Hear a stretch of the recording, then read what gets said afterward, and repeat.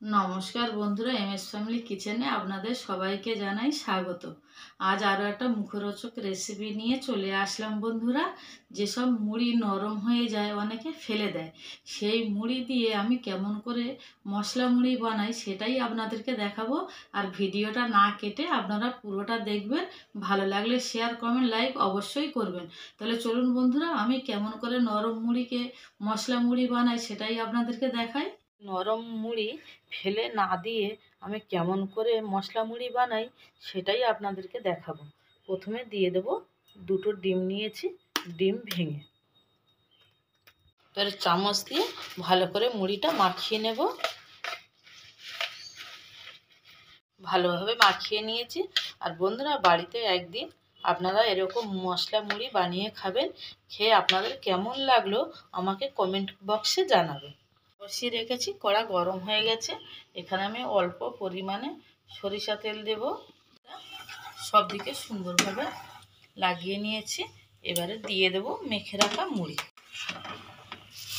এবার আমি 3 থেকে 4 মিনিট মতন মুড়িটা ভালো করে ভেজে নেব।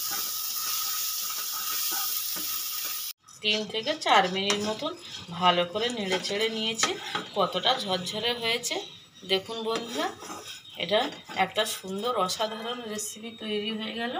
এবার এর মধ্যে আমি দেব অল্প পরিমাণে লবণ, দিয়ে দেব অল্প পরিমাণে ভাজা জিরের গুঁড়ো।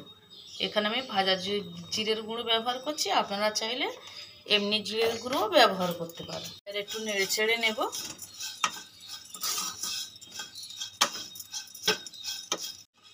হয়ে গেছে, এবার আমি নামিয়ে নেব। হয়ে গেছে মুড়িটা। এবারে আমি কেমন করে মাখাই সেইগুলো এবার আপনাদেরকে আমি এক এক করে দেখাবো যে আমি কি কি এর মধ্যে দিচ্ছি। দিয়ে দিলাম পেঁয়াজ কুচি,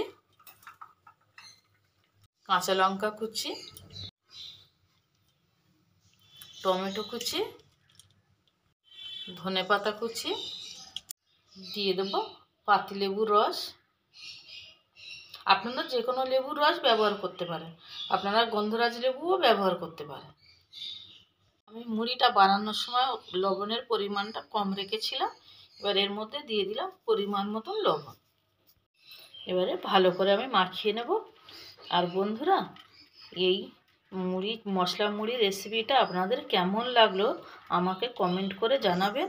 আর আমার চ্যানেলে যেসব নতুন বন্ধুরা আছেন, আমার চ্যানেলটাকে সাবস্ক্রাইব করেনি, তারা অবশ্যই আমার চ্যানেলটাকে সাবস্ক্রাইব করবে। আর যে নতুন বন্ধুরা দেখছেন তারাও আমার পাশে থাকবেন। এবারে কী কী দিলাম আপনারা দেখে নিলেন। এবারে এরকমভাবে একদিন বাড়িতে বানাবেন, বানিয়ে খাবেন। দেখবেন সকালে বলুন বা বিকেলে বলুন, খেতে কিন্তু দুর্দান্ত হয় এই রেসিপিটা। ভিডিওটা প্রথম থেকে লাস্ট পর্যন্ত দেখার জন্য আপনাদের অসংখ্য ধন্যবাদ।